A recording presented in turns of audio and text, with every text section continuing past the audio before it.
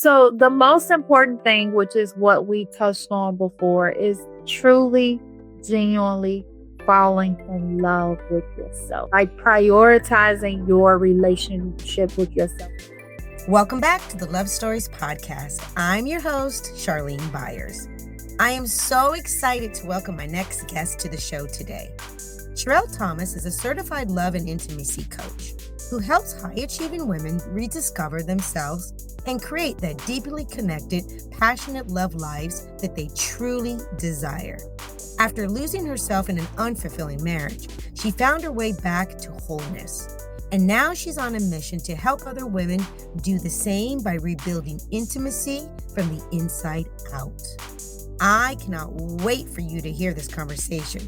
We talked all things love and intimacy and how we all have the power to cultivate the love that we truly desire, whether you're single or you're married, and how you can bring that into fruition.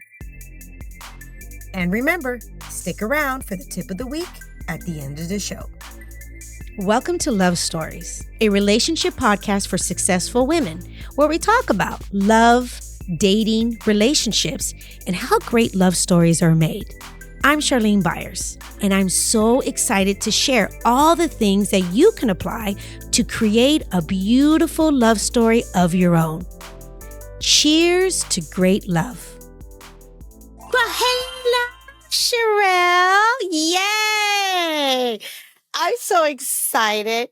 Do you know I was going to tell you this, and I didn't tell you this prior, but I believe that you are my first love and intimacy coach on the show. I love it. I love it. To be here. And I'm happy that I'm your first. That's such a privilege and an honor. Thank you so much. I am so excited to have this conversation with you because I have so many questions today.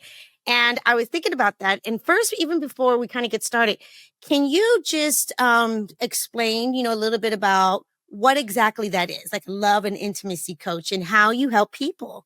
Yes, I would love to. So my name, as she said, is Charelle Thomas. I am a certified love and intimacy coach. So it's two different folds.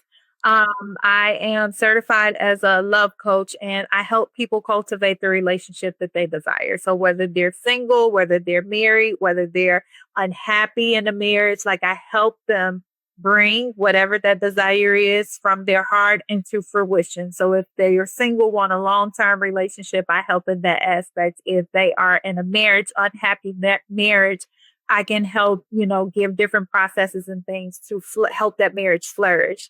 Or I hate to say it, but in some cases, for those who are in an unhealthy relationship, help giving them the tools and techniques that they need in order to leave that and choose themselves. But it's all about whatever is in that heart space, bringing it to life.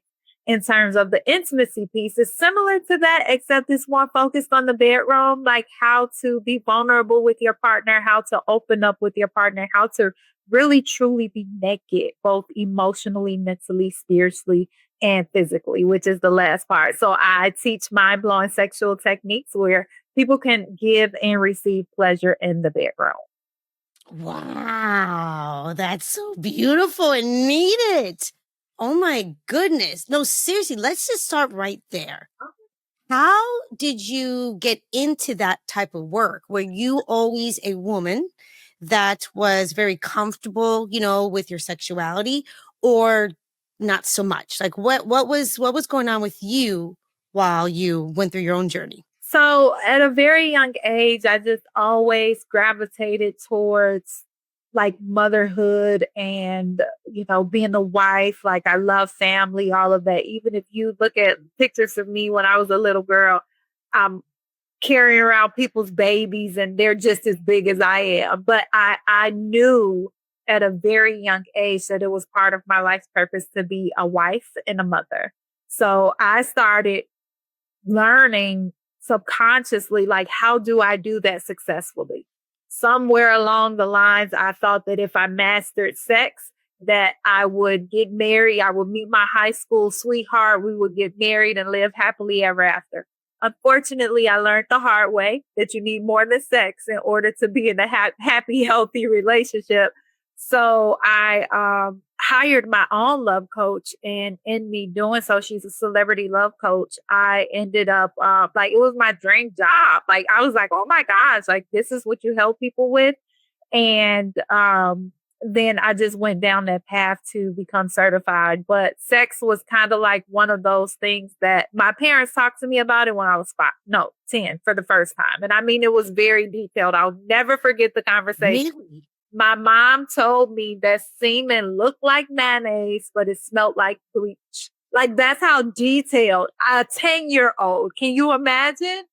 But my mom, I'll never forget it. And you guys probably won't either. Like when you see semen.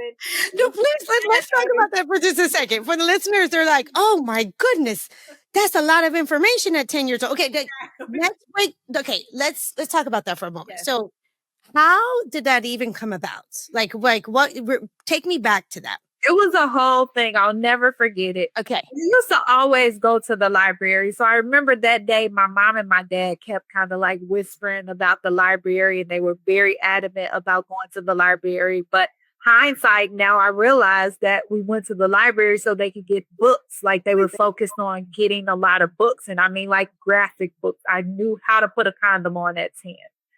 What? I know, right? So the thing that happened is my older brother was 13. I was 10. My younger brother was 5, and he's in on this conversation too. My mom, No, he's not. No, he's not. my dad, my 5-year-old brother, my cousin who was 12, me 10, and my brother who was 13. Okay. So the thing that inspired the conversation is my mom got pregnant when she was 14. So she was trying to give us the tools that we needed in order to avoid that. Mind you, again, my brother was 13, so she didn't want him to get anybody pregnant. So she was giving us everything that she thought we needed in order to avoid the path that she went down. So yeah, it was a whole thing. We had pizza, we had popcorn, like it was a party. I didn't know. And I remember when we first sat down, like to talk about it, like at first, we was laughing and giggling and, different things like that. Like, oh my gosh, I can't believe we talking about this. Cause it's not like they said like, hey, we're going to have this conversation later. No, it was just, we went to the library, got a bunch of books, picked up a pizza. I remember it was this big, huge Super Bowl pizza from Super Rosa in Chicago. And we had popcorn. So it was like we having a party. But then when we sat down, it was like, okay, we're going to talk about this. And they pulled out all the books and everything like that. Oh my goodness. How do you think then? Like, did you guys actually have any questions, or you guys all just like and going like, that's what I was going to say. Like at first we started laughing and giggling, and it was like, uncomfortable at first. But the longer that we talked about it, it was like, oh, wait, so what does this mean? Oh, wait, so how does that work? And then we started asking questions that way. But what that did for me is like, now I had this curiosity. It wasn't to explore sex or like now, I wanted, but I realized like, wow, this is very intriguing. Like how the body works. I didn't know it did all of that at 10. Can you imagine? No, I'm a mother of like 4 kids and 1 bonus kid. I can't even imagine. Yes. I mean, they would be like, yes. Yes. The interesting piece is my son is 18 and we still haven't sat down and had the talk. But my whole thing, I talk at age appropriate, which I feel like my parents were missing that part. But that's how I am with my kids. And not only age appropriate, but circumstances, like I knew how to put a condom on at 10. Yeah. Why? Like, I don't know what to do with that. Like, why did I need to know that information? But like with my kids, it's more so, okay, like what do you need to know now at this phase in your life? It's not so much like a thing of like age. But yeah, no, that's so good. Yeah, I feel the same way, with my kids too. I mean, I was the opposite. We never talked about anything. I mean, which, is not good either. I mean, we didn't talk about anything. I didn't know anything. I literally thought you just kind of talk to a boy and you get pregnant. Oh, wow. It was that bad. Wow. I was like, I don't even know. Because really, truly, like the conversation that I remember, and again, our parents, they do the best they can, honestly. And a lot of the ways that they show up is really based on their what their experiences have been, right? Their experiences have been. So for some reason, my parents were always, I come from this Cuban culture, and they always were like, don't get pregnant, don't get pregnant. Don't get... I'm like, what is getting pregnant? Why? What does that mean? But that's all they said.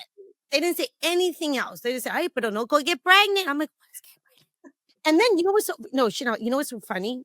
And not funny, but it's okay. It was my journey. I actually ended up getting pregnant 3 months before I graduated high school. I had my first son. I have a 33-year-old. Okay. Wow. Wow. Wow. Yeah. So yeah. Okay. So how did that honestly? Okay. So let's take me back a little bit. How did that affect you when it came to liking the boys and sex? Is it something that you started early on, or were you like boy crazy early on? So Did have I was boy crazy before that happened. I remember I got in trouble. Okay, this is kind of embarrassing, but it's my truth. I got in trouble at in kindergarten because I told the boy, come and juice me behind the brick wall. And juicing was like humping, like behind the brick wall. But even though like I was boy crazy, like I was still afraid. Like okay.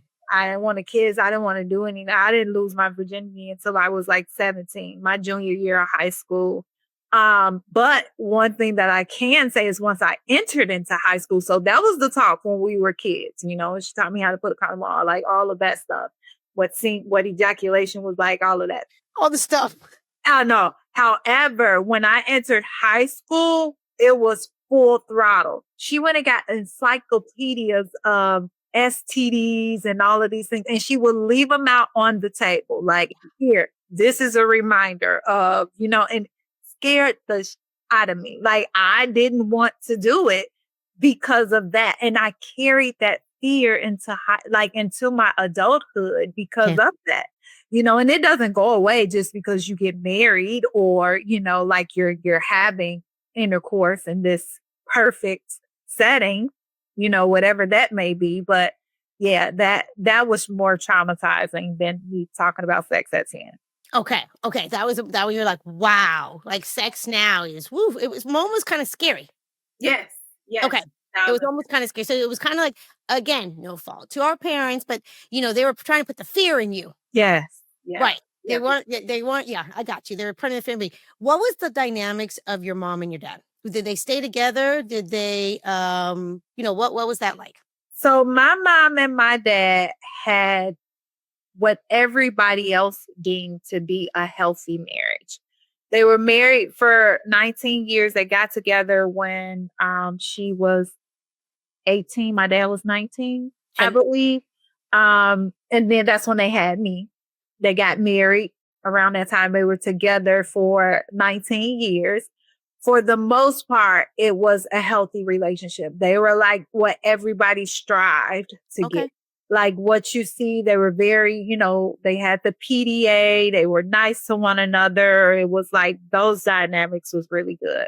Mm-hmm. But the foundation, like when it comes to conflict resolution, that's when it was just like, oh my gosh, like what is going on? And like I grew up where there was so much love between my mom and my dad that I was absolutely terrified of divorce. Like I thought that it would be the end of the world if they were to get a divorce. But there would be moments within their marriage where it was a lot of like, what the heck? I mean, like it wasn't like any physical fighting or anything like that, but they would have arguments. My dad would shut down. He wouldn't want to talk.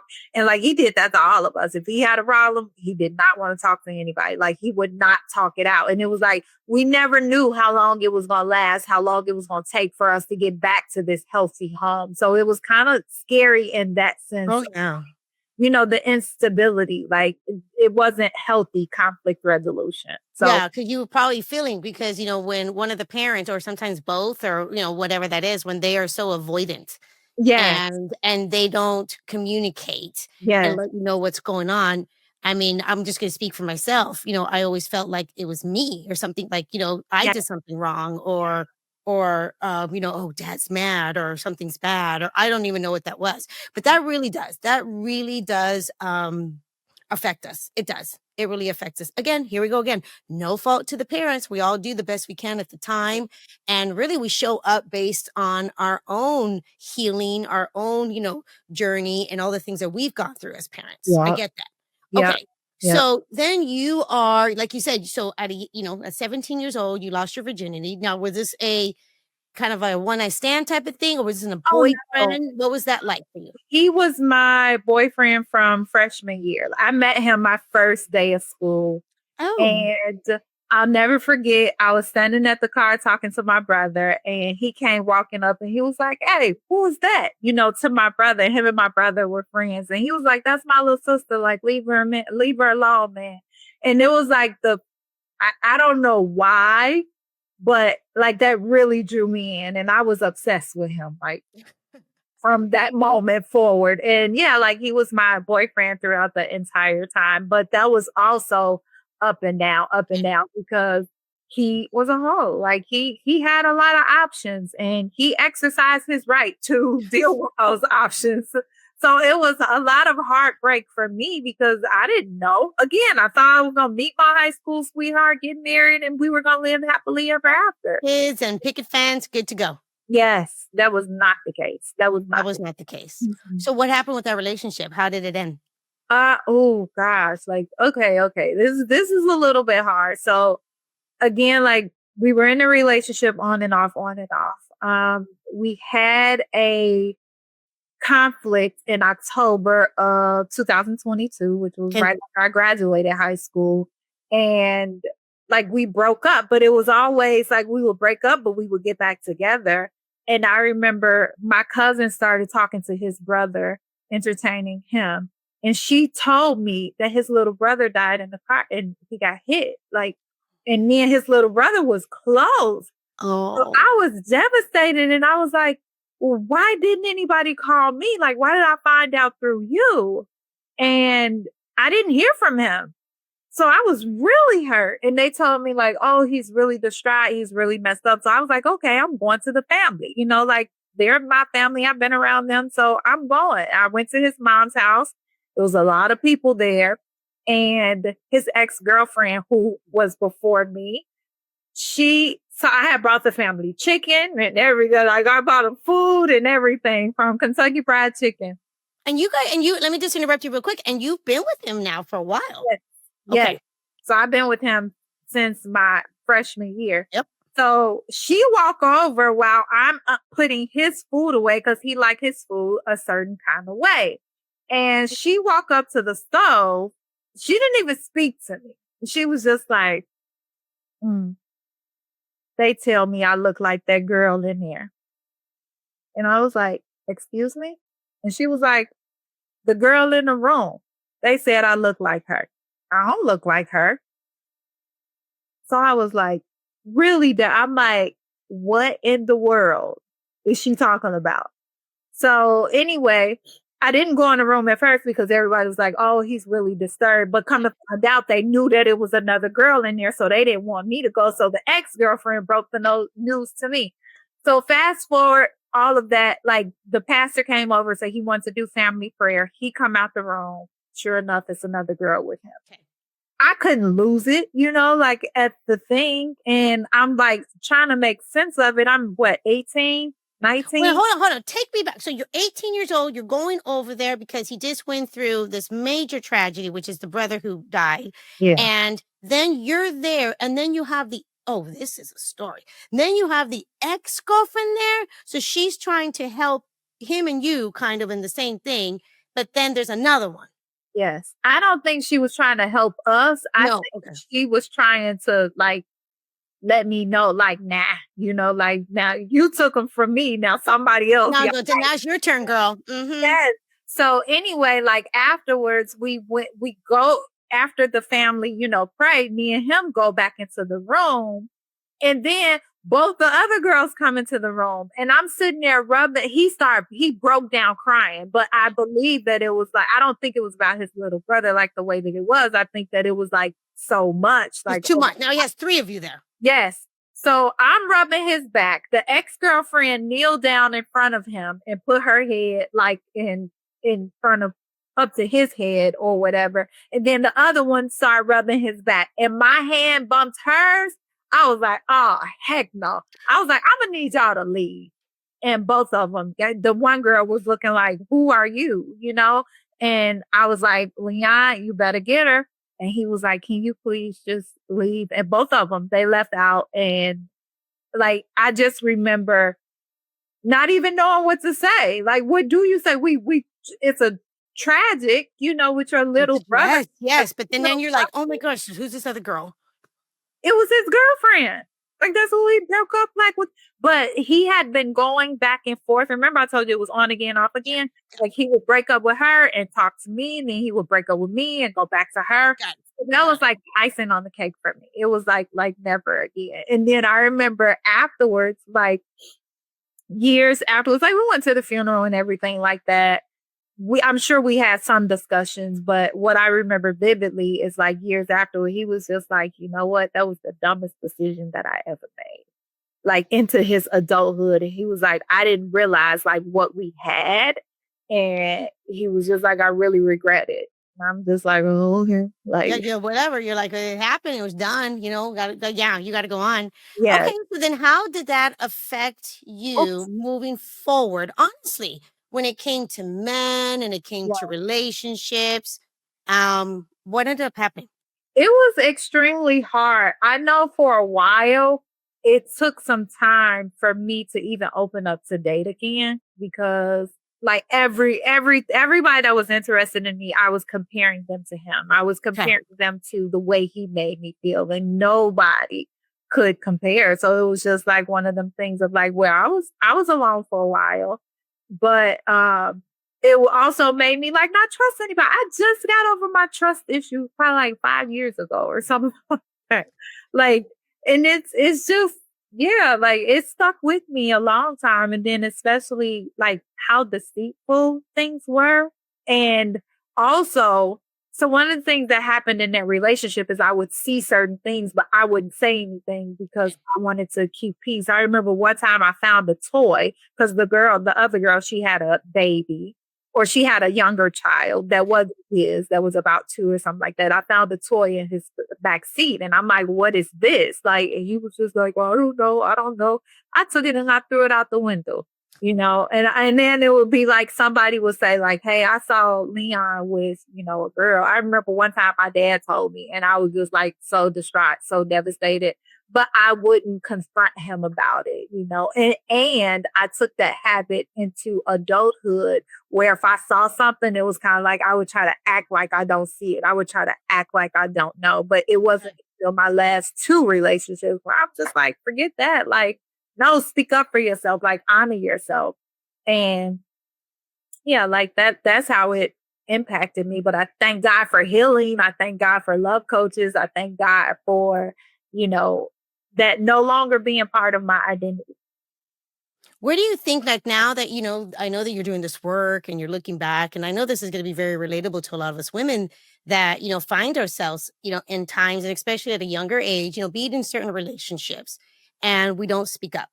And we don't, we know something's not right, but we're afraid. We're afraid because if we speak up, it's going to end the relationship. We don't want the conflict, but really that's the conflict, inside of us if we're not being able to speak up. Yeah. Where does that come from? I think it's conditioning. And then also a deep-seated fear, like one of, life's most rewarding things is a connection with another human being, especially in a romantic relationship. So it's also a thing of like not feeling like worthy enough that if this don't work out, then I'm not going to get another relationship, So it's like we got to hold on at all costs. And I think some other things with women is we feel like is it even worth it? Like is it going to change anything if I do speak up, or is it going to make matters worse, depending on what kind of man like you're in a relationship with. But I'd also think look at society. Look how much it hush women, like we can't speak up. We can't be our authentic selves. Oh, you're too emotional. Like, oh, you're too loud. Oh, you're too this. Oh, you're too that. But what do they say men are? Like, what do they complain about when it come down to men? It's not a thing of it's kind of like we gotta hush, we gotta shut up and take it, basically. And that's why we're having this conversation today. So, because we're going to change that dynamic, Yes, aren't we? one Yep. thousand percent. That's 1000%. 1000%. Why do you think also, I work with women too, and I'm not a love and intimacy coach, which, we're going to get into that too. But I've noticed a lot of us women, and me included, I didn't really speak up as much either. mhm. And on top of that, I remember thinking, I really genuinely thought this, to get a man, I had to lead with my sexuality. And, as if I just wasn't good enough, just Charlene. I had to lead. Can we talk about that? Yes, yes, yes. I know for me, I was married for 13 years. So after that first relationship, I had other ones, which ultimately one led up to marriage. I was 22 when I got Okay. married. You're 22 and you got married. Mhm. Was under the impression that like I had to be everything that he wanted me to be. And I lost my identity. Like I couldn't be myself. The music that I listened to changed, the way that I dressed changed, the way that I talk changed, like all of that. And I did all of that and it still wasn't good enough. I still didn't get the love that I desired. So it was like I was under this impression that I had to conform to what he wanted in order for me to be good enough, in order for me to be loved. So it was like I learned the hard way. And I think some women are still navigating that.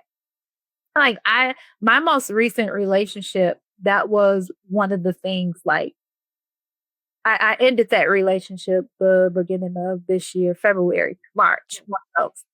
Anywho, that it was starting to trickle down into those same things. Like he is a very prestigious leader, um, and his notoriety like is high, several different areas, right? So I remember entering into it and like I'm more mindful of like instead of me being me and showing up as authentically me, like I had to double check like, okay, we're going here with these people. Like, how should I dress? It wasn't what I wanted to put on, but it was more so like I gotta reflect his expectations in order for like to get this approval. Because if I didn't, then it was going to be a problem. He wouldn't say that it was a problem, but his actions said like that it Yeah. was a problem. The way he introduced me, the way, different things. So it started to pour in this feeling of like not being good enough, like not worthy enough. But the thing was that it wasn't me. Like that now that I reflect back on that, it was that he is living in this bubble and he wants somebody to come in and to conform so that they can present the image like that he wants instead of people just coming and being authentically them. Like you gotta wear this certain hat in order to be accepted. And I that's not that lifestyle is not for me. Not Mm-mm. at all. Mm-mm. No, and where do you think though, like, with the relationship, did you find yourself also with your prior relationships, conforming to the guy? No. I had Okay. like this last relationship in my marriage, those were the ones that I conformed to. And I think this last one was because of his role, because of his title, because of all the different things that he did. Like it was kind of like, like you feel obligated to in a sense. And because of his response and different things, he would never come out and tell me like, oh, you cannot wear that. Like he wouldn't do that, but his actions would be like, you wearing that? Like, Well, or the action, isn't that true? The actions just say everything. yes, The yes, energy. It's the energy. You could feel it. You could just feel probably the disappointment. You could just feel yes, like that not accept it. You're like, yes. What's up? What's Yep. up?" And I remember we went to an event one time and I noticed that he wasn't introducing me. And it was different, and I'm like, "Okay," like, I don't understand why that was, but because of who he was and people saw me with him, they were just kind of like, and they would ask him like, is it okay if I go, introduce myself, but like they recognize like, wait a minute, he's not introducing. I want to find out who this is. So they would come up to me and like ask me like about myself. But that was a huge thing for me. Like it was like, okay, like no, I can't. I need to be with a man who's proud to be with me. And I know me like, I'm so it's just like, do you know who you have by your side? Like, you should be proud to introduce me to the world. But it was, I feel like, I don't even know what it was about, like, even that day. But I know I pick up on that energy and I'm just like, I can't do this. How long when did you start really realizing that, you know what, this is not I'm not really able to how long were you with this guy? 6 months. Six Okay, for 6 months. Yeah, that's good. You weren't with him longer. I know, right? We were we got serious very fast, but before the intimate part, before the romantic relationship, like we knew of one another. We would see each other on a regular because of the environment. And we would always talk, we would always converse. And then it turned into him asking me out on a date. And then like it led to a full blown relationship with the intention of marriage. Like Okay. that was the road and the path that we were heading down. Like he is very stickler, like I got to do this right. If we're going to be intimate, in terms of like intercourse, like you got to get married and like all, if you're going to meet my children, like you got to be like all of this. So anyway, my friends used to talk about me because I was just like, we don't even listen to the same music. And they were like, what? Like, and I would tell them like, I think I should just end this. And they like, why? And I was like, we don't even listen to the same music. I remember one of my friends, she just cracked up and she was just like, it's not over music. Like you're not going to break up with somebody like over music. But it was early on, like in the beginning where I just recognized that I don't know if this is going to work. And I used to tell them like, I don't know. Like, let's just see where this goes. And that was the energy like that I led into the relationship with. How no, that's so important because how important is it, for the ladies that are listening right now, if we're going to get ourselves in a relationship, like seriously, to be able to show up ourselves. And sometimes I think women, they don't even really understand that. They don't even know what that is. They've been people pleasing for so long. They've been leading with their sexuality. Ladies, again, this is not necessarily your fault. This is kind of really genuinely the programming Yeah. or maybe the experiences that you've been to because the reality is that you absolutely deserve to be in a relationship that is, mutual respect, that that it's your best friend, lover. That's how I like to say it. And you can honestly show up and feel. It's a feeling, right? Like talk about that. Yeah. Yeah. It's this feeling of knowing, like me, right? And I just ended that relationship. I know without a shadow of doubt, like that the next person that I enter into a relationship with, like that's going to be my one. And I can't explain like how much of a knowing it is, but like you date from a different energy. Like Okay. I'm not Talk about dating. that. And I was telling my client earlier, I was like, I don't even want to meet my man today because there's things that I want to get in order, like, before I do. But that's because I have so much confidence that he is coming. Like I want to say like he is here. It feels as if he is here. But I didn't have this feeling and this knowing until after I ended that relationship. But in me ending that relationship, I recognized how much of like I was leading with my sexuality, how much of like I was waiting. Now I can never say like that I was waiting to be chosen. I haven't waited to be chosen for a long time. But that's a lot of the energy that women date from is pick me, like I want to be the one, or like I don't understand. But at the end of the day, like truth be told, they don't even want the person that they asking to pick them. Like if they were really thinking about from their higher perspective, is this person a good fit for me?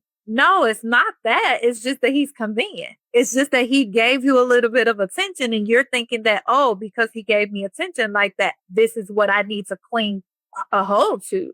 When in reality, like, I hate to say it, but even in my previous relationship, like, it was more so one of those things of like convenience and let's see where this goes, like, Mhm. ideal. But there Mhm. was some things that I learned about myself. And that's another thing that I want to share too about this journey of love. Like, every relationship is meant to teach you something. Yes. It's just a matter of, are you going to pause and listen? Like, are you going to take that in? And I think that's where people should date from, is like, what is this relationship bringing?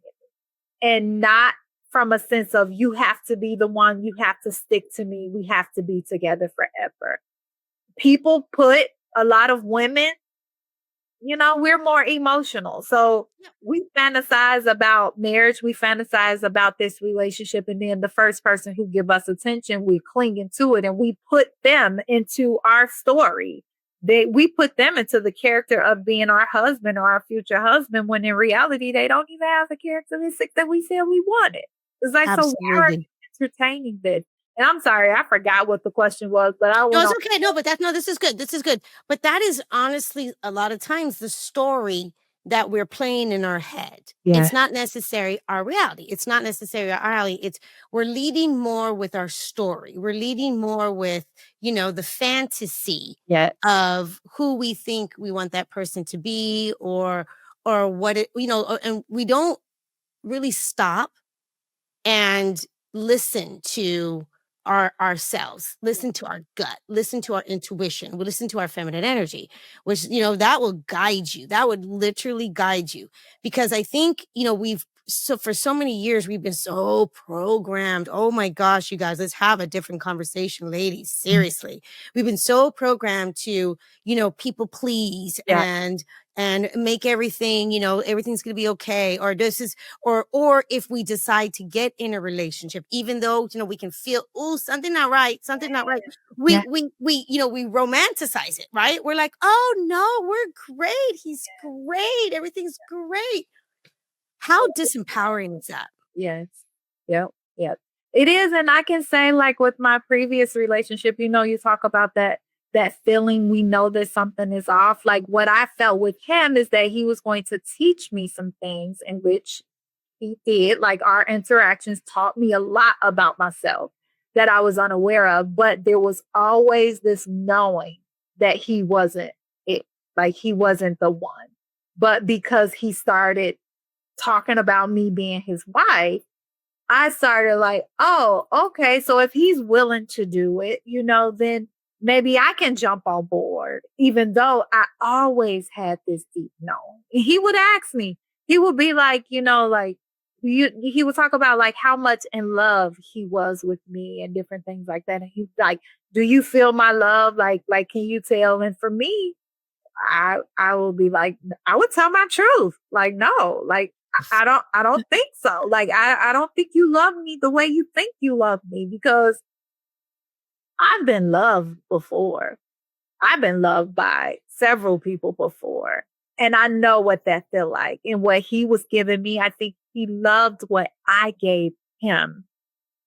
And he also loved the idea of, this could potentially be something different than I experienced in my previous two serious relationships. I remember when we first, like, kind of talked about, we really didn't even talk about me and him, but it opened up, the floor for me and him. I remember Mhm. standing at the gate where we were, and it was thousands of people around us. Okay. He had zoned everybody out, and it was just me and him. And he was telling me the things that was important to him in the relationship and what he wanted. And I stood at that gate and I said, God, that's easy. I was like, can I just give it to him? Like, can I give it to him? This is my prayer as we're talking in this place with all of these people surrounding us. And I'm just zoned out thinking about us. And one thing that I realized is that it was all about me giving. And that's the part that he liked. Like, that's the part that he clung a hold of. And I didn't even think about myself. Like, why would he? And I remember asking him, I'm like, there's some things that I want and that I need. Do you want me to share them with you? And he was like, no, I'll just keep figuring it out. I'll keep working to figure it out. Oh, mama. Oh, no, no, no, no, no, no, no. Oh my goodness. That got me hyper right now. Yes. And I know you're telling your story. And this is the deal. I want to go there. I want to go there. Okay. That's why how important it's really not. Ladies, listen to this. This is really good. It's really not important about what they are looking for. It's what you are looking for. It's really honestly understanding yourself and understanding what type of relationship that I want to be with and how do I want to be treated. Yeah. How and not only that, ladies, listen to this. Not only what type of relationship I want to be in, not only how I want to be treated, how do I want to feel Yeah. in this relationship? Yeah. Yes. How do I want to feel? Because you are so deserving of that. Yeah. And you should not have to settle. You should not have to be with a man. And that's why she's talking about this. This is really powerful. Yeah. You should not have to be with a man that it is all about him. No, it's the other way around. When you are able to truly, start learning yourself and heal yourself and do that for yourself first, Yes. it's also then you get to really magnetize something that's going to fit into your life. Not that you have to go be fitting into someone else's life. It really is alignment. And Yes. so can we talk about that journey and how important, and I know that when you work with your women and I know when you work with them, talk about that. What do you tell them? Yeah, like that's the thing. So even with me in the relationship that, I explored and things that happened, there was always this conscious decision that I was making. I learned the hard way how to listen to my intuition. And now that I did, like, even though I entered into that relationship, like, I didn't walk away bitter. I didn't walk away hurt because at the end of the day, like, I was choosing myself and I know I made a conscious decision. I asked God, can I give that to him? And I knew what I was doing. I just thought that if in me doing this, that I would get something, in return. I got lessons, but the most important thing that I always, always, always start off on working with my clients is loving themselves. Like what Loving themselves. matters the most is what's in your heart. I was talking to someone earlier and she had mentioned to me about her situation and she was just like, I should have.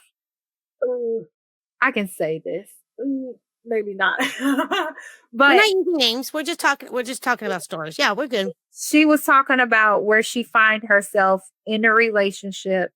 Um, but it's another relationship that she desire. I'll say that much. And I'm starting to see that as a trend Okay. nowadays. What's the trend? What are you seeing? What are you seeing what women are going through right Are now? in a long-term committed relationship, Okay. and then they're realizing that that's not what they want. They realizing that they got that relationship because it was safe. But what they desire is over here. And over here is attainable, but they don't know what to do with this. And they feel bad about leaving this relationship. So anyway, I was talking to her earlier and she said to me, I should have did X, Y, and Z. And I was like, you went with what you were feeling in the moment. Like a lot In of the times mood. we go with I shoulda, coulda, woulda. But the thing is, if you are honoring yourself, like that's the most important piece in all of this is to always put yourself first. Marianne Williamson, the poem, I say it to myself every morning. And the last part is about liberation. You know how like when you are your true authentic self, you give other people permission to be the same. And like that's what it's about. Anytime we deny our needs for the sake of pleasing someone else, we're throwing water on our fire. We're putting out our light.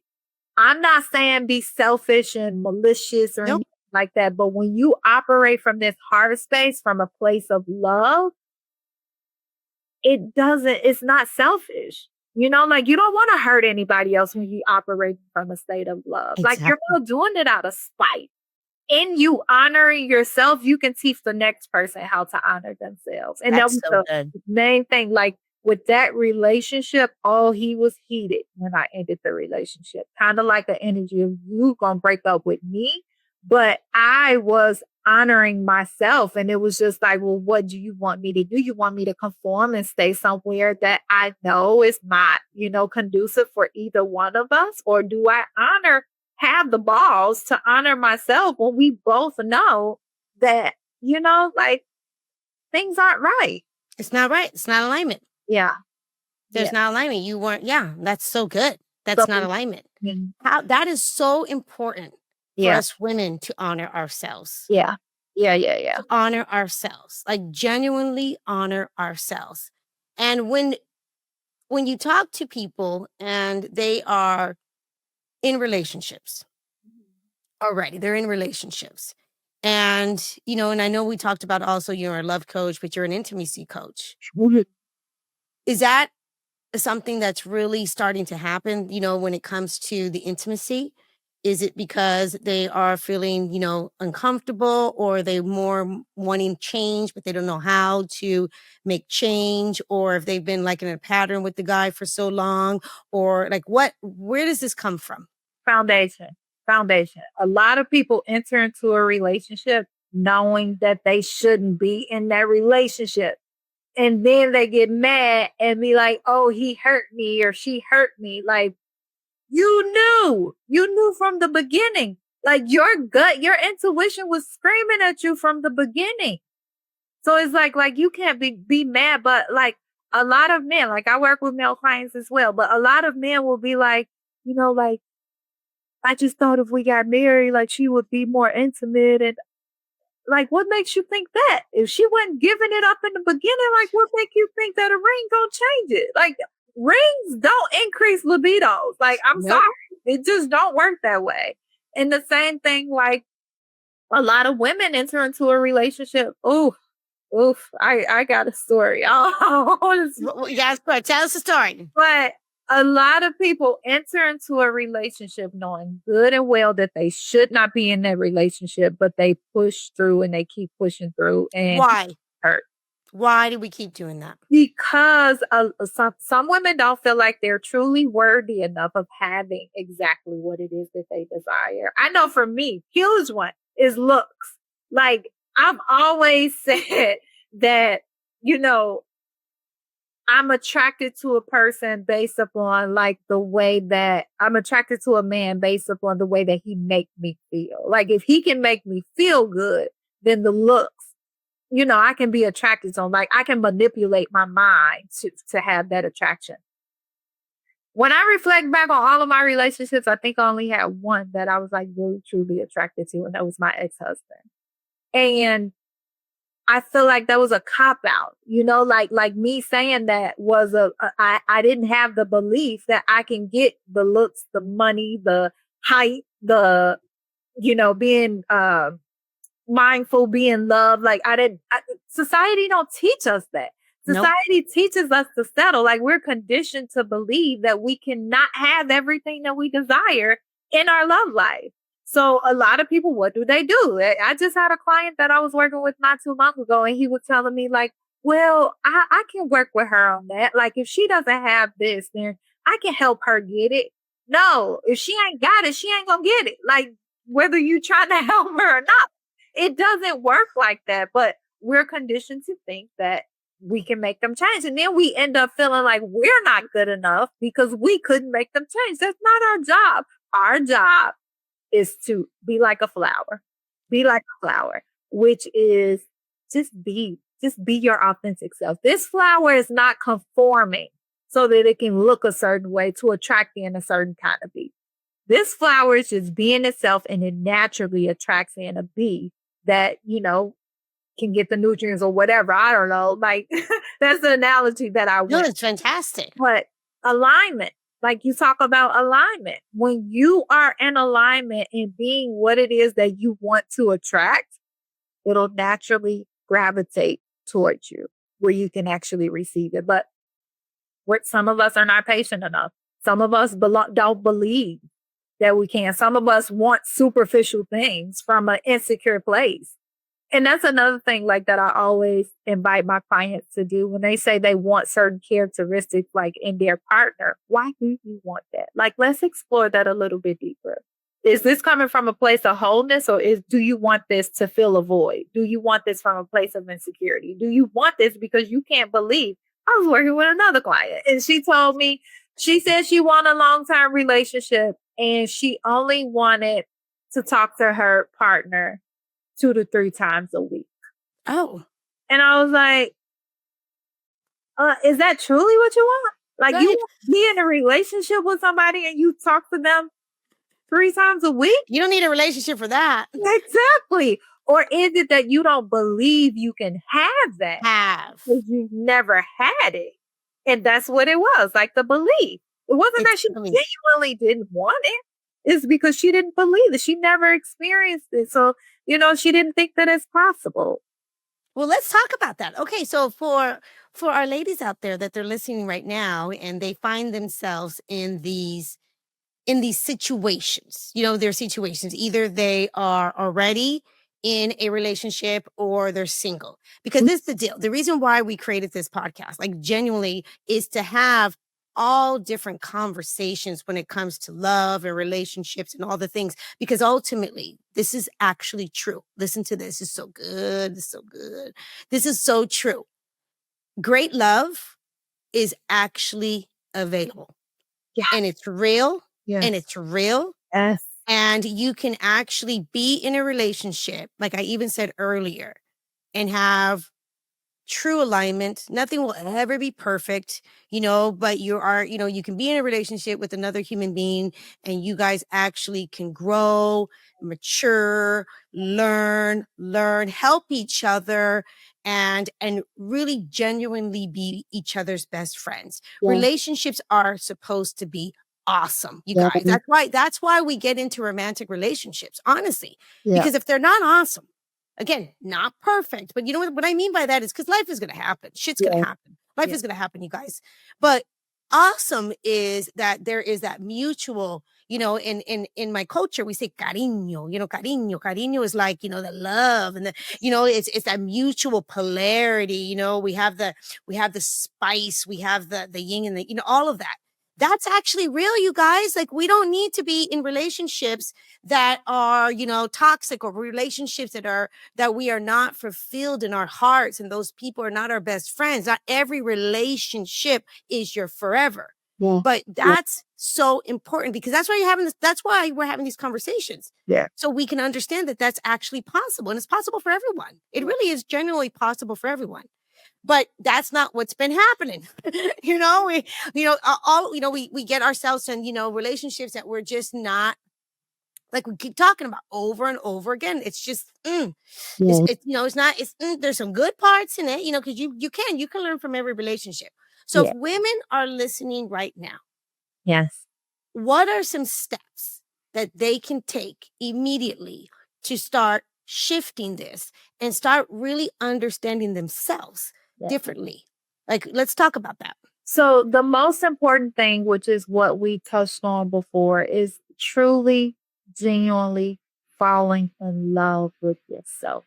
Okay. Like prioritizing your relationship with yourself, just being like, and understanding to let your heart lead you, and not here, but let your heart lead you in terms of what it is that you desire, and whatever your heart said, understanding that you can be, do, and have that. You don't have to settle. You don't have to deny a desire of your heart because you don't believe that you can have it. But that's the thing. It's like, okay, if I desire, but I don't believe like that I can, the key is to get help.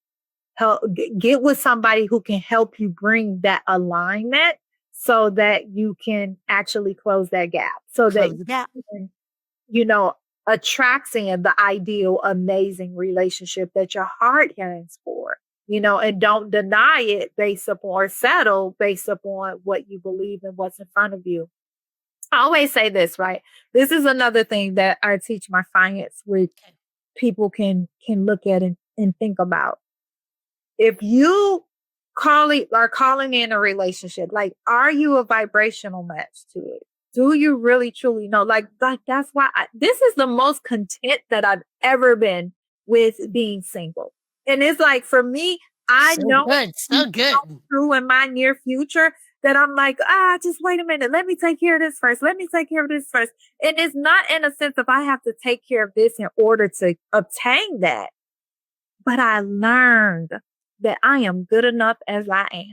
Like, I don't have to alter anything about me. Why? Why do I feel that way? Because I genuinely love and appreciate myself to my core like never before. So what am I going to attract then? A man who loved and adored me and can reflect that back to me. So this is what I was starting to say that I teach my clients. I share this analogy as much as I heavily like Okay, as let's hear it. much as Let's hear it. Yeah. so think about it like this. If there's a mirror in front of you and you don't like what you see in that mirror, you're not going to blame the mirror. You're not going to break the mirror. What are you going to do? You're going to walk away. You're going to take care of whatever that mirror was reflecting back to you that you don't like. And then you're going to go back and look again until you're actually satisfied with the results. That's what relationships are.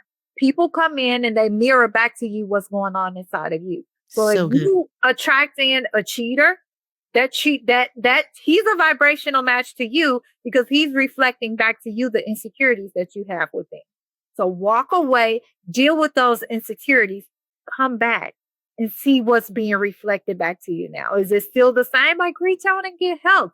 And another thing, like, a lot of people go to regular therapy.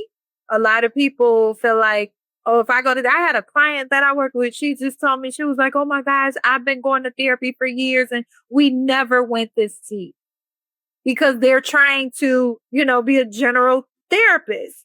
You want love. You got to deal with somebody who operate from a state of love. You're not going to go to a heart surgeon for your teeth. You're going to go to a dentist. Like, make it make sense. Get the help that you need. Somebody who can specialize in that and walk you through the entire process. But yeah, that's No, the listen, you're speaking to someone that absolutely, which is the work we do, girlfriend. Like, yes, literally, that is so important yes, because a lot of times, ladies, honestly, if you find yourself in this loop, it's really, this is genuinely, honestly, what we're coming down to. A lot of this work you actually can't do on yourself. You nope, just can't. No, nope, because you actually need someone to help you get to the root and someone to help you really get down to there's love blocks. There's blocks that we carry as women. That's what I call the love blocks. yeah, And a lot of times, when you're in, and I'm not poo-pooing therapy, I think there's a need and a place for that, certainly. But when it comes to a lot of times with the matters of the heart, yeah, no, no, no, no, no, no. The same thing. You have people, they're like, I've been in therapy forever and I still don't have the type of relationship I yes, want. Yes, yes, because there's other things that we need to work on. We need to get to the root. We need to work on truly generating our nervous system yes, and that energy and how we actually feel and how our body gets used to that certain things. It really happens. And then, as you talked about earlier, we can't see sometimes certain things. So yeah, when you're able to work with someone like, a love coach, like a professional that we're talking to right now, when you're able to work like that, they are able to help you in a different way. They're able to really dissect, your belief system, your true belief system. And then you start finding out that what you think that you believe wasn't really necessarily the truth. yeah, Like a lot of times, when I've worked with women, they'll say something like, well, all men are jerks, all men are cheaters. No, that is not actually, when we really start breaking that down, you start realizing that, oh, that comes down to, how I grew up. yep, That comes down to, what I saw or the experiences that I've experienced. And it's kind of like almost wires you. It just wires you. But that can be unwired, I mean, really. Oh, it's so good that you're saying that because really, truly, genuinely, ladies, this is what I love to say, gift as in a gift. Gift yourself working with someone. yeah. Go do that work. You know what? A lot of people, I realized this before. People will be like, "Oh, it's too much money." What they're saying to themselves is, "I don't think you're worth it." Like you call it a gift, which is exactly like what it is. Like honor yourself enough to know that you need help and to be willing to invest your time, your energy, your money into that, getting that help. Oh, Otherwise, listen, if there's a will, there's a way because, let me tell you something about us ladies, yeah, okay? Because we find money when we want money. We find money for that dress. We find money for those shoes. We find money for those spa days. We find money for our hair. We find money for our makeup. We find money for our nails. We find the way to do what we need to do when we want to do it. yeah, And sometimes what we don't realize is that this is actually what's going to change the game. yeah. It's going to change the game. It's like you don't know what you don't know. Like seriously, you don't know what you don't know. You know, And what do you have to lose? I want to add to that. Like, I'm very much into boxing, and I love boxing as a sport. I'm not a huge like. I don't like, and I operate from love, so I don't like haters and all of Yeah, that. yeah, yeah, yeah, yeah, yeah. The mental capacity that you need in order to box, like I absolutely love that. So anyway, I shared that to say, like what I learned with boxers, that when they have the right coach in their corner, their coach is able to see things that they can't because they're in there fighting. So when they go back to that corner, it's important to have somebody in there because they're the eyes that they don't have when they're in there trying to fight for their life. And the coach can give them the exact tweak that Mm. they need in order to go back in there and knock the next person out. So I just wanted to share that. Like it can be life or death when it come down to having the proper coach in your corner. And also, I'm going to add to that too. That's really good. Another thing is take the time to do that. Because what happens is sometimes, ladies, seriously, and this is what I want to say also.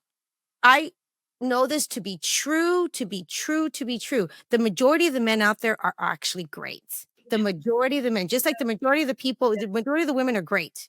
It's just what's happening is that we can't see it. Because sometimes you can actually have a beautiful partner of the perfect match looking right in front of you. But if you haven't healed Yeah. what you needed to heal, if you haven't cleared what you needed to clear, you're not even going to be open. You're not even going to be available for that because you're so used to operating on a different nervous system. You're so used to operating that you think that love is toxic. And Yeah. not that we're saying that you want toxic, but you think that it has to have that energy like that. No, because good love is like a slow burn. Ooh. It is right. It's something that just grows and it gets deeper and better and better and better and better, better. Yeah. And it's not necessarily pow Nah. right from the beginning. Nope.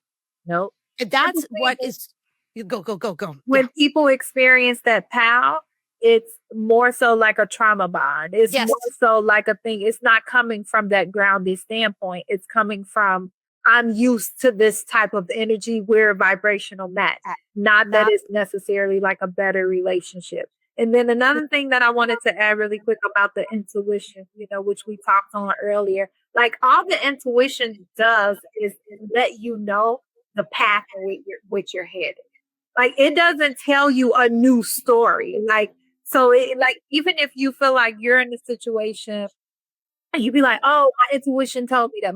Yes, of course, your intuition reflects back to you the truth that you're giving it.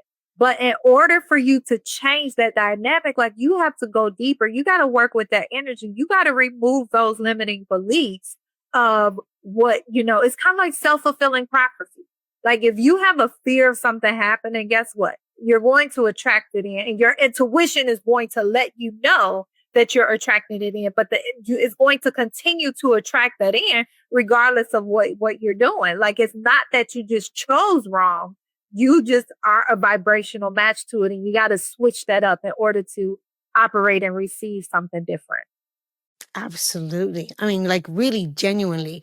So if they're listening right now, we were telling them, first thing they have to give them something, another thing that also that they can apply immediately into their lives, because we really believe overall in the end of the day, but there's things you can do still now to start the process, but Yes. definitely go work with someone. What would you say to the listeners? So another thing is like with the list. I know all women got the list. You done wrote down this list.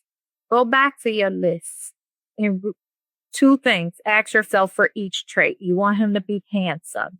You want him to be 6 foot two. Like, ask yourself one, why do I want these things? And go deep 7 times for each why. If you be like, oh, I want him to be taller than me. Why? I want to feel safe. Why? And go down 7 levels deep. You're going to see where that desire stems from. And then the second part of that is to give that to yourself. Don't wait on the man to give it to you. Give it to yourself. And in doing those two things, what you're also going to realize is you do become a vibrational match to it. Now, if there's some blind spots that, you can't really navigate through, or you keep dating and you find yourself in this vicious loop and vicious cycle, that's when you need somebody to come in and look at things from a different angle for you. But those are 2 steps. Take that list. You identify, ask yourself, why do you want these things? And go 7 levels deep. And you understand, like, if it's something that's superficial that don't really matter, you can scratch that off your list. But then, and be open to receiving something different. And then the other thing is to make sure that you give it to yourself. Like, give yourself what it is that you need so that you can be a vibrational match to it. You can't ask someone to give you something that you're not willing to give yourself. So good. Even if they were willing to give it to you, you'll repel it. So good. Oh, that's so good. Well, let me ask you another question then. Oh, that was so good. When clients come to you, when it comes to intimacy, what, like, usually who's coming to you? What's going on? It's a variety of people. What it used to be a lot of is, we're taught not to have sex, not to have sex, not to have sex until you get married. And then they get married and it's like, what am I supposed to do? Nobody ever told me like how to have sex. Like, what am I supposed to do with it? So a lot of things of like, I don't even know if I'm doing this right. Like, I don't even know like if this is how it's supposed to be, because a lot of people never had that talk. So that's one aspect. Another thing is it's like challenges that you face in the bedroom. A lot of people get in the bedroom and they're here instead of here. Like, it's not passion, it's more so like thinking from a skill set. Sex is not supposed to be like that. Think about dancing, right? Like, a person, when they dance, a really good dancer, they just go, they just flow. They feel the music. They flow. Yeah. They know how to move their body, but somebody who don't know how to dance is more like, okay, this step. It's like awkward. Yeah. Like what am I supposed to do? And sex is kind of like the same way. Like, just go with the flow, like feel into your heart. What do you feel led to do? Organically, that's pleasurable. A third thing that I want to offer is communication. A lot of people come to me and they be like, well, I don't know, like, what to do with my partner. Have you asked them? Like, have you talked about what it is that they like? How you expect me to know? Like, they're the ones that you're in the bedroom with. Like, open up and have that conversation. No, because I heard this recently, seriously, like, which is interesting, right? Like, people will be physically, honestly, vulnerable, intimate, all the body parts, all the stuff happening, but they won't talk. Exactly. They won't talk about it. They won't, what? Did you like it? You not like it? Whatever. They just won't talk. And how important, that's intimacy. Intimacy is not just the physical part. I have the best story for you. I know. It goes so fast. Oh my goodness. I know it's driving me crazy. I know we got to get off, but I got to tell you the fun, because I know you're going to love this story. Yeah. Okay. So I am not a, intimacy coach or a sex therapist or anything like that. But my husband and I, I'm a relationship coach, a dating coach, and a feminine embodiment practitioner, that kind of stuff. Okay. But my husband and I, through our church, we are mentors for premarital marriage. So we go through with, we get a couple that's premarital, and we go through this curriculum. So it's all through the church. It's all this, really intense, great, wonderful curriculum. So we kind of facilitators, we facilitate them. So we get a couple, they come to our house and we meet weekly, and it's like for 8 weeks, whatever it is. And we go through this thing. This is so good. And we have this couple right now, and hopefully they're not going to know what it is, because we do different couples, so it doesn't matter. So we have this couple right now. They're amazing. And this is when you said something about like people just don't know. They're amazing, right? And they're so excited and they're in total alignment, girlfriend. Like, they're going to be great. They're going to be great. They love each other. They're good communicators. You know, me and my husband sometimes are like, damn, we're going to learn from them. I mean, you know, like, seriously, I'm not even kidding you. I'm like, what is up with this? And they are, you know, their faith is in line. Like, they just are just so excited. Everything's, all the things that you and I were just talking about, they got it. Got it. Right? I love So it. in the curriculum, there's this part that it talks about, you know, sex. Mhm. And these two are virgins and clueless to the point. I remember, oh, I was dying. I was dying. I was like, I gotta tell her something. I gotta tell her something. And so we're having this conversation, and she genuinely didn't even know, like, a woman can have an orgasm. And I was like, oh, yeah, like, you know what I mean? Like, honestly, like, genuinely. And I did the best I can. I think you would have been proud of me. You know, it was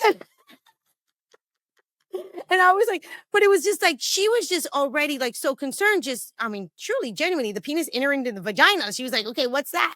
Like, what is that even going to be like? But she was not even thinking that also that, you know, for her as a woman, that, you know, it's for her to be able to receive and her to have pleasure too. So that conversation at one point, I am not kidding you, she was red, like just red. But I did it. I tried. I don't know if you ever heard of Dr. Ruth.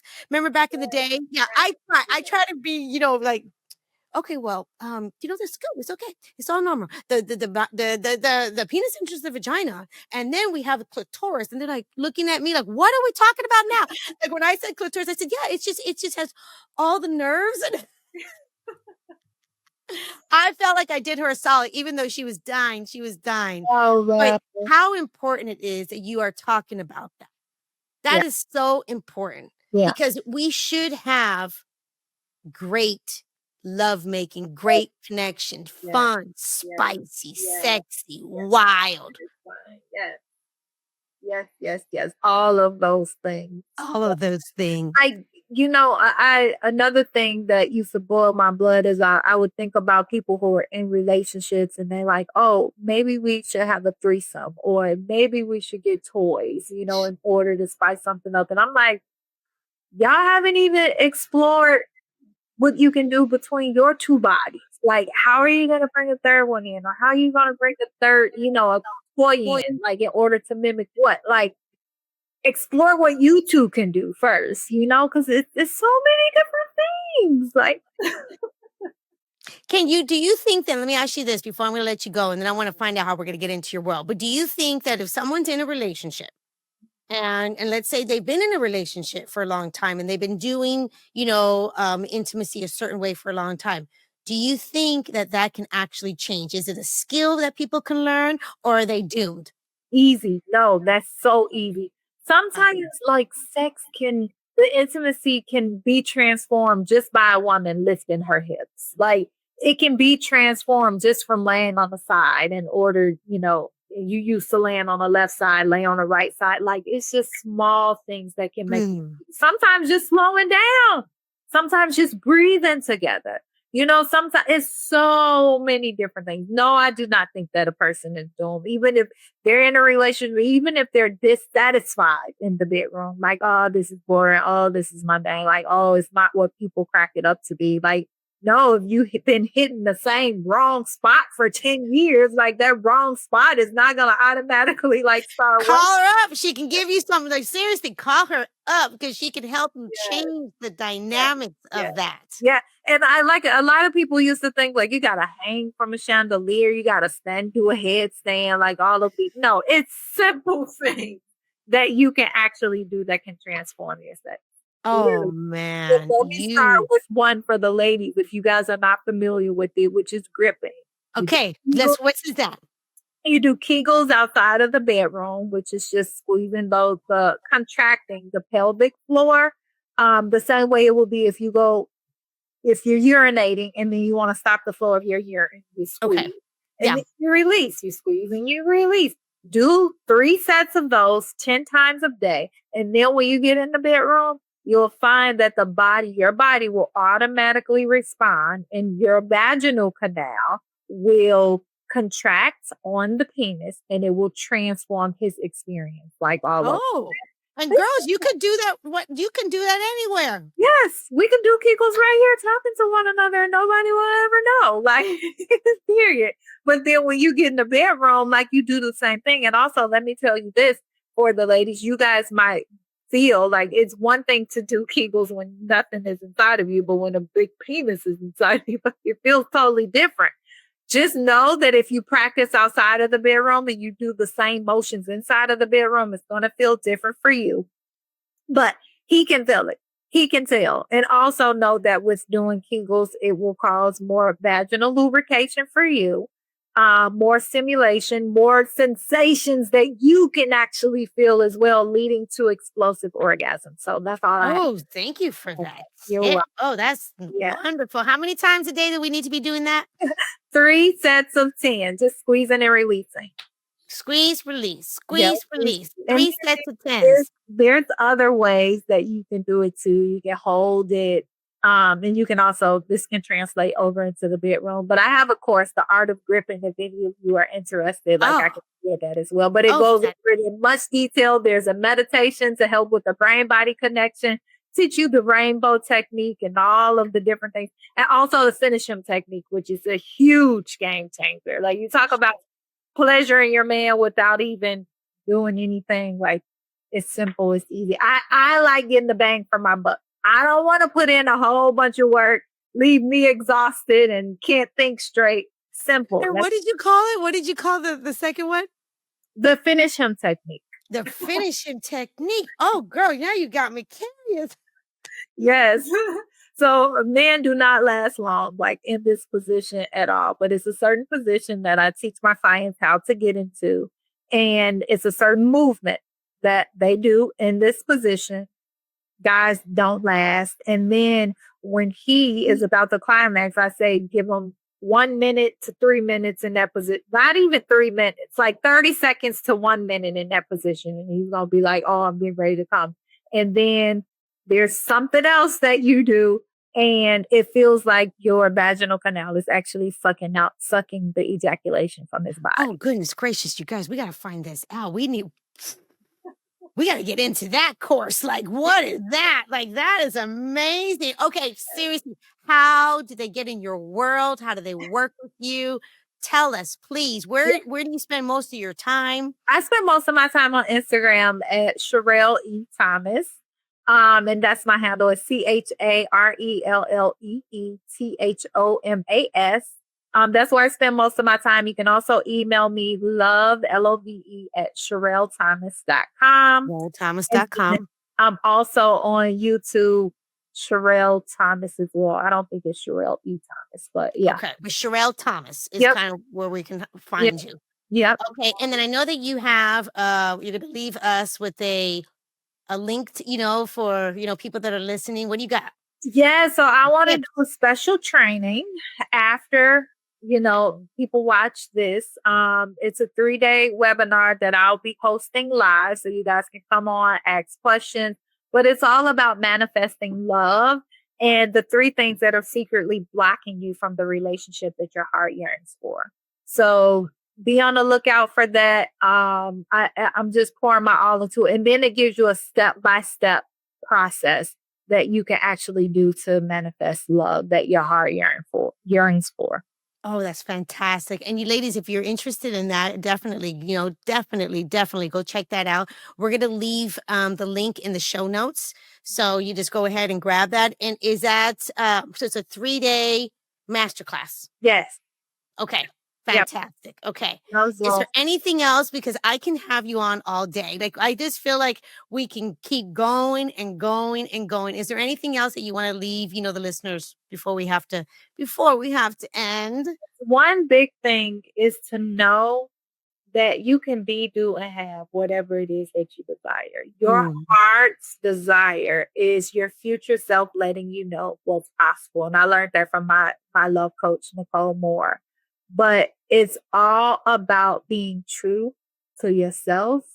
And that's and loving yourself, really having that alignment. That's what I have learned that true alignment is honoring your heart, honoring yourself, putting yourself first. and then letting everything else fall into place after that. So just know, I know that this can be a touchy subject. I know that love can be hard for a lot of people, but it doesn't have to be, especially when you choose yourself first. People will start showing up that will choose you, and then you get to pick, as opposed to you sitting on the sidelines and saying, pick me. You get to choose who reflect the love that you have inside for yourself. Oh, mic drop. So good. No, so good. Oh, thank you. No, thank you so much. That was amazing. I appreciate you so much. What a great conversation. Thank you. Thank you. You're welcome. Thank you for having me. I greatly appreciate this opportunity. Oh, thank you. Thank you so much. And you know what? Until next time, cheers to. Let's talk about the tip of the week, which is you're ready for a relationship when you truly understand that the one isn't some perfect person you find. It's the person that you choose over and over again. So choose someone who makes you feel safe, calm, and seen. Choose someone who doesn't need to be right, but wants to make things right. Who knows that they aren't perfect, but they're self-aware and willing to grow. Choose someone who shows up, not just when things are easy, but when it's hard. Someone who's not just your partner, but your biggest supporter.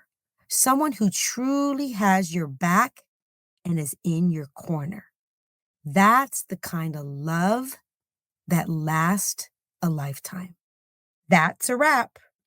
That was such a powerful conversation that we had today about love and intimacy and how we all have the power to create what we truly desire in our lives. It really is up to us because whatever that is that you are desiring, it's absolutely possible. If you're loving these podcasts and these incredible conversations, please hit the subscribe button and leave a 5-star review. Don't miss an episode because each week I'll be bringing on guests and experts who will share their knowledge about love, dating, and relationships so you can apply it into your own life. I'll see you next week. And until then, cheers to great love.